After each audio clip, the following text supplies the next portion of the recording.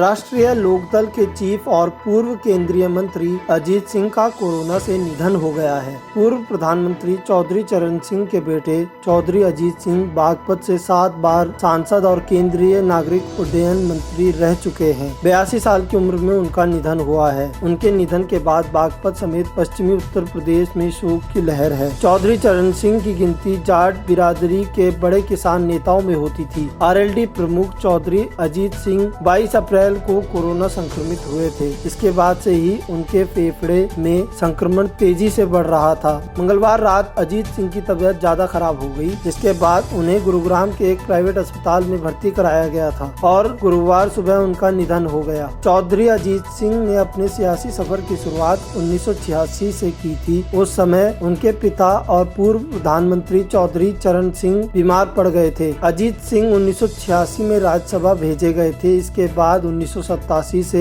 1988 तक वो लोकदल और जनता पार्टी के अध्यक्ष भी रहे। 1989 में अपनी पार्टी का विलय जनता दल में करने के बाद वो उसके महासचिव बन गए। 1989 में अजीत सिंह पहली बार बागपत से ही लोकसभा पहुंचे। इस बार नरसिम्हा राव की सरकार में उन्हें मंत्री बनाया गया। 1996 में वे तीसरी बार कांग्रेस के टिकट पर लोकसभा पहुंचे, लेकिन फिर उन्होंने कांग्रेस और सीट से इस्तीफा दे दिया। इसके बाद 1997 में उन्होंने राष्ट्रीय लोकदल की स्थापना की और 1997 के उपचुनाव में बागपत से जीतकर लोकसभा पहुंचे। 1998 में चुनाव में वे हार गए, लेकिन 1999 के चुनाव में फिर जीतकर एक बार फिर वो लोकसभा पहुंचे। 2001 से 2003 तक अटल बिहारी सरकार में चौधरी अजीत सिंह मंत्री रहे और 2011 में वे यूपीए का हिस्सा बन गए। 2011 से 2014 तक वे मनमोहन सरकार में मंत्री रहे और 2014 में वे मुजफ्फरनगर सीट से लड़े, लेकिन हार गए। 2019 का चुनाव भी चौधरी अजीत सिंह मुजफ्फरनगर से लड़े, लेकिन इस बार भी बीजेपी प्रत्याशी संजीव बलियान ने उन्हें हरा दिया। हालांकि किसान आंदोलन का उनकी पार्टी को फायदा हुआ है और जिला पंचायत चुनाव में आरएलडी ने शानदार प्रदर्शन किया है।